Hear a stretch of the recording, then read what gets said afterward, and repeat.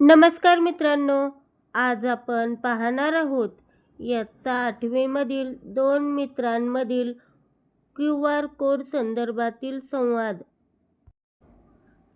जय, अजय, तू आपल्या पाठ्यपुस्तकाच्या प्रत्येक धड्याच्या सुरुवातीला हे चौकोनी चित्र पाहिले आहेस का?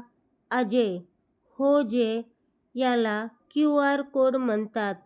तुला माहीत आहे का याचा वापर कसा करायचा?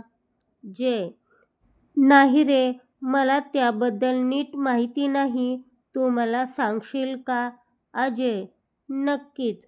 सर्वात आधी तुझ्या मोबाईलमध्ये कोणताही QR स्कॅनर उघड. जय, बरं, मग पुढे काय करायचे? अजय, आता त्या ॲपच्या मदतीने पाठ्यपुस्तकातील या कोडला स्कॅन कर.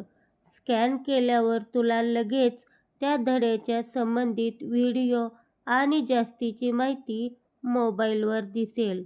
जय, अरे वा, म्हणजे आता धडा वाचण्यासोबतच तो व्हिडिओ स्वरूपात पाहता येईल तर? अजय, हो ना, यातील व्हिडिओ आणि ॲनिमेशनमुळे कठीण संकल्पना आपल्याला अगदी सहज आणि सोप्या भाषेत समजतात.